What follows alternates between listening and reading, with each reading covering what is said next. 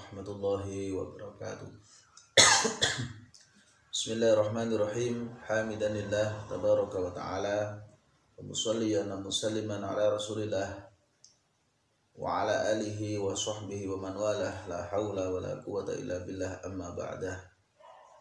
Hadirin wal hadirat yang dimuliakan oleh Allah Subhanahu wa ta'ala, tak bosannya kita mengucapkan syukur alhamdulillah atas begitu banyaknya nikmat Allah Subhanahu wa ta'ala yang kita nikmati sejak lahirnya kita hingga detik ini, dan semoga nikmat-nikmat Allah yang selanjutnya terus bisa kita nikmati sehingga membuat kita menjadi hamba yang senantiasa terus bersyukur pada Allah Subhanahu wa ta'ala.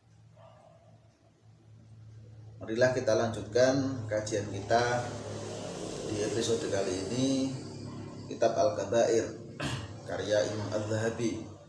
Dosa besar selanjutnya, dosa yang ke-38, yakni seseorang yang menuntut ilmu untuk dunia dan seseorang yang menyembunyikan ilmu tersebut.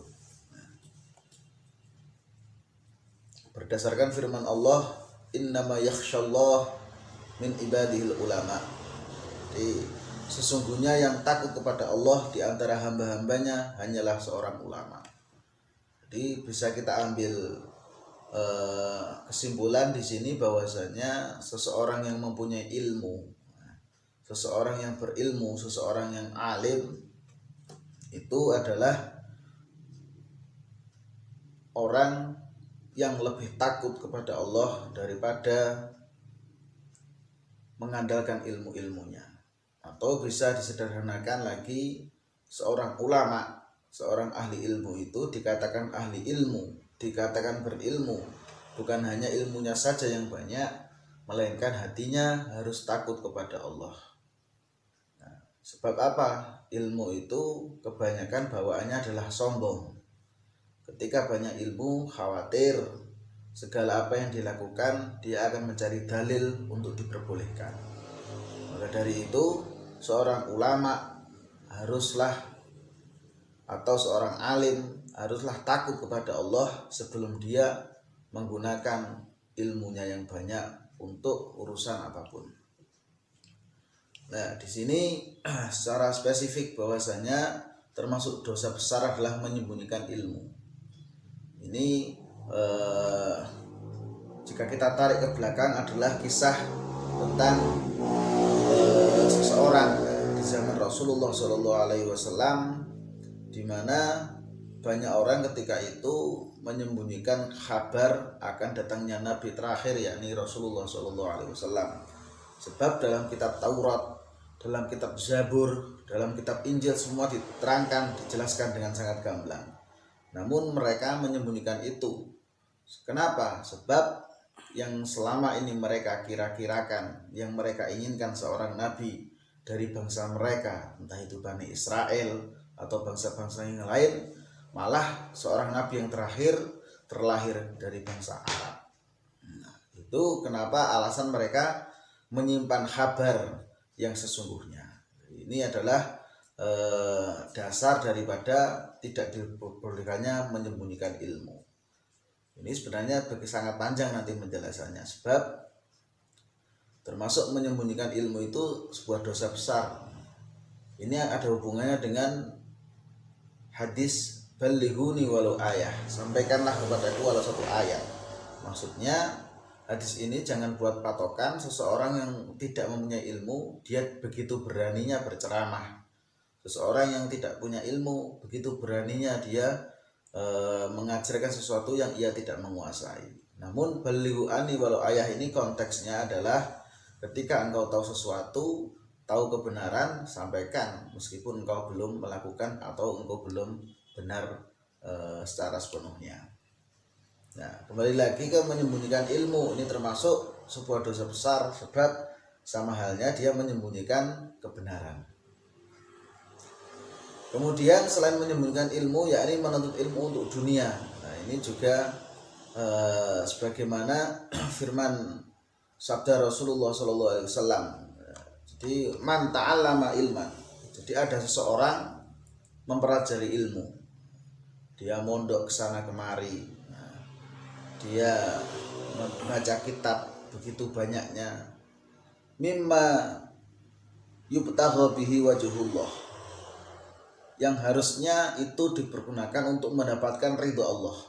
Jadi mencari ilmu itu untuk mendapatkan ridho Allah, bukan hanya mencari ilmu. Semua yang kita lakukan, semua amal ibadah, amal soleh haruslah niatnya untuk mendapatkan ridho Allah, bukan untuk pahala, bukan untuk derajat, bukan untuk surga. Itu hakikatnya untuk mendapatkan ridho Allah. La yata'allamuhu illa liyusiba bihi aradun minad dunya. Jadi harusnya dia mencari ilmu supaya mendapatkan ridho, namun ia tidak mempelajarinya kecuali untuk memperoleh materi dunia.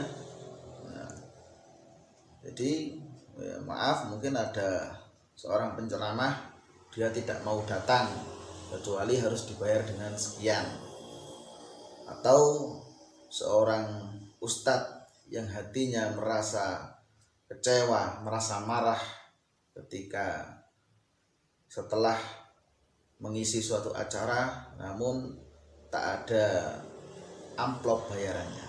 Nah, ini khawatir niat ketika belajar agama untuk mencari dunia. Padahal tanpa kita cari dunia, ketika seseorang itu mencari ilmu, sebagaimana sabda Rasulullah SAW, innallaha takafala li talibil ilm. Jadi Allah itu akan menanggung rizki orang yang mencari ilmu. Jadi sudah, tanpa diniatkan mendapatkan dunia, itu dunia akan ikut sendiri.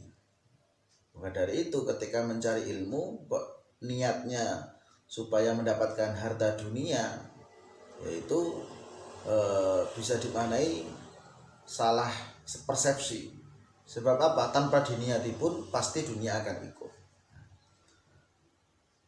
Lam yajid arfal jannah yaumal qiyamah yakni rihaha. Jadi kalau ada seseorang mencari ilmu hanya untuk dunia, supaya dia menjadi terkenal, supaya dia dikenal orang banyak, yang harusnya seorang pencari ilmu, pendakwah itu mengenalkan Allah, tapi dia malah mengenalkan dirinya sendiri. Yang harusnya seorang pencari ilmu ketika dia mengajarkan ilmunya untuk mengenalkan hukum-hukum Allah, tapi dia niat untuk supaya orang tahu dan mengenali dia. Apa konsekuensinya? Lam yajid araful jannah, dia nanti tidak akan mencium wangian surga. Ya otomatis jika tidak mencium wangi surga, ya tidak ada dalam surga. Itu logikanya seperti itu.